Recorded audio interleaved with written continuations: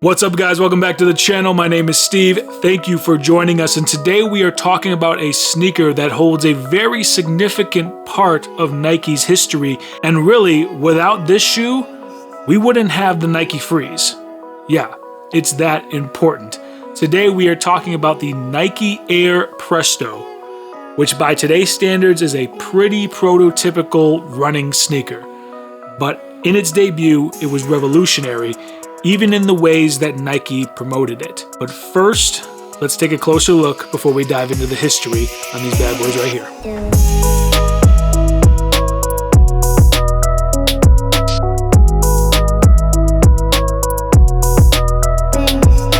Alright guys, now that you've seen a closer look of these Nike Air Prestos, first I want to welcome you back to the channel. If you are new here, you know what to do. Consider hitting that like and subscribe, and check the links down in the description. I have some of my favorite sneaker books listed, as well as some other helpful links for you guys as well. And of course, a link to cop these bad boys right here. So this is the Nike Air Presto, and like I said in the intro, this really is a prototypical Nike running sneaker. It's kind of what you picture in your mind now as far as their like economy, run-of-the-mill running sneakers go. The sock-like upper, the foamy midsole, a little bit of Nike Air going through it, and some pretty simple but effective laces.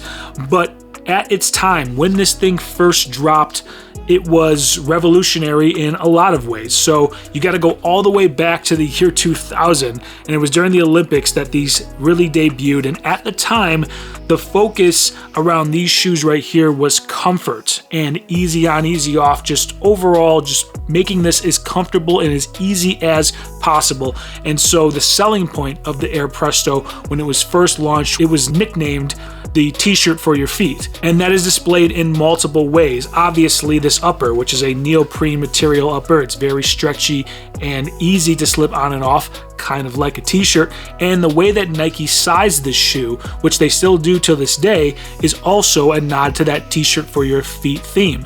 So these shoes come as a small, large, extra large, etc., instead of your traditional shoe sizing. So each size, the small, the medium, the large, would all have a range of shoe sizes that they're supposed to fit. And that was done to simplify the shoe sizing process and make these very economical, easier to manufacture, and easier to get onto people's feet and get them going.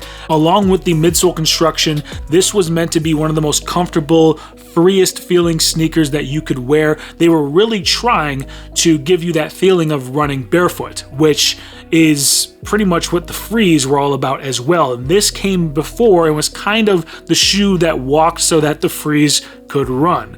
And so without this shoe, you do not have the Nike Free range, more likely, or at least it comes later down the line, but this shoe really sparked that. And the people behind this were part of the Nike Alpha project. So you'll see here on the midsole, there are 5 dots, and that was the denotation of the Nike Alpha project product or shoe or whatever. So this was kind of like some of the more modern Nike departments we're seeing today, like Dim 6 and ISPA. Alpha project was basically put together to push the boundaries of what they were doing with shoes and apparel even. There are some Alpha Project apparel. There was even some Alpha Project style basketball jerseys, if I remember correctly. So this was a pretty big department that did a lot of things and toyed with technology, materials, and the way things were put together, a lot like what you still see today with, like I said, Dim 6 and the Nike ISPAs. One of the other kind of revolutionary things, in my opinion, was the way that Nike made this shoe so mainstream. So it was all down to the advertising, which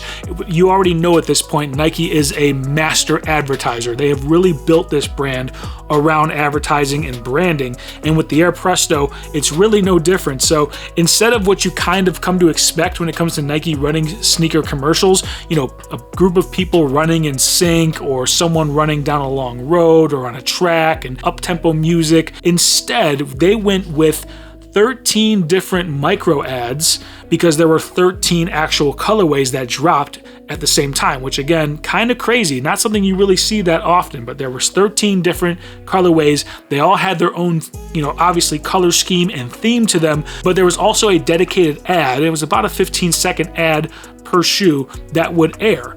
And they were these crazy looking animated ads that kind of looked like Courage the Cowardly Dog or Powerpuff Girls, You know, that type of animation, kind of that like late 90s, early 2000s Cartoon Network animation in a lot of ways.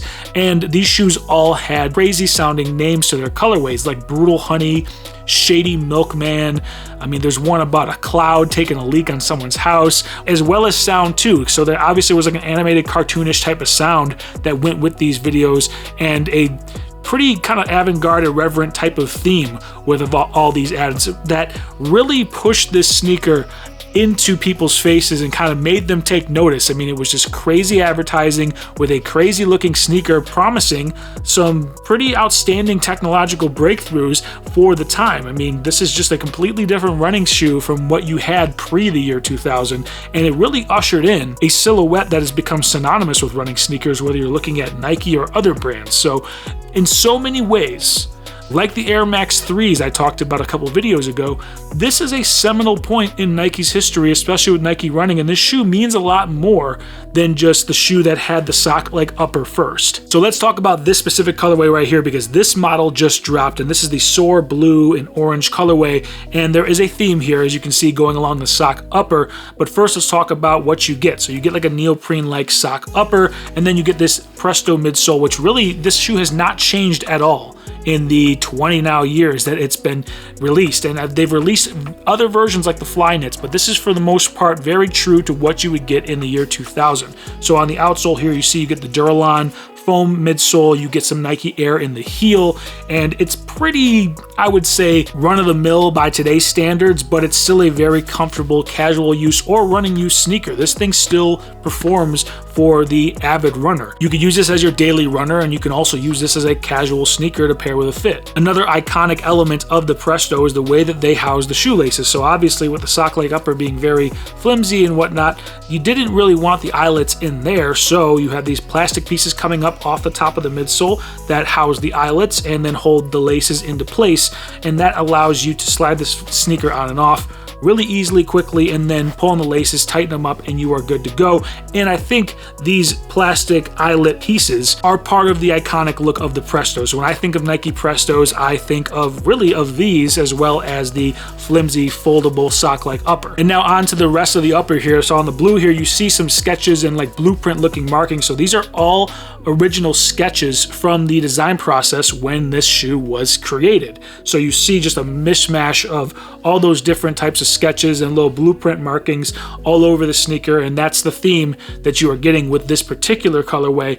And then of course you have the size of the shoe is denoted here on the right foot inside. You'll see it says large, and so this is, I think, shoe size 11 through 13. So for me, being a size 12, this fits perfectly, and it does. It feels almost like it's supposed to be a size 12. It's hard to imagine being a size 13 or a size 11 and this being as comfortable, but I'm guessing that it is for people because this thing was great. Other design elements on this sneaker include the orange heel counter, which connects to these eyelets like we talked about earlier, and then underneath that you have the Nike Air, and it's a nice sharp look. And then lastly, on the laces, on the tips of the laces, it says Presto and Happiness, and that is kind of in line with the theme and the type of emotions that these shoes and their ad campaign that went along with it were trying to evoke. Happy, kind of no care in the world, just get out and run type of feeling, and that is embodied in the tips of the shoelaces as well as the overall rest of this sneaker. It's one of those shoes that you look at and you just think to yourself, this is a fun looking shoe.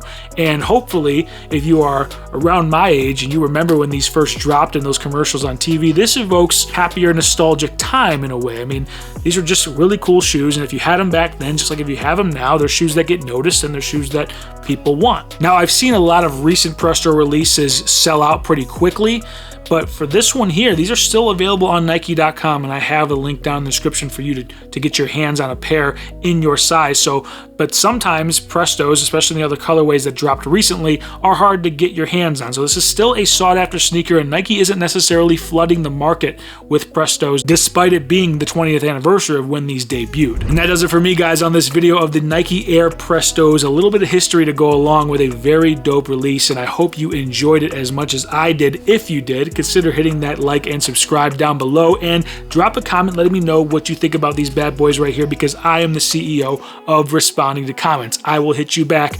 And of course, check for the links down in the description, some very helpful links, shoe protectant spray, as well as the link to cop these, as well as some of my favorite sneaker books I have linked down in the description below. Great gifts to give for the holidays. So with that being said, guys, I appreciate your time, your likes, your comments, your subscriptions, engagement, everything. It means the world to me. You are helping this channel grow faster and faster by the week, and it's all because of you, so thank you. And with that being said, hope you have a good day, good evening, good night, whenever you're watching this, and I will see you guys on the next video.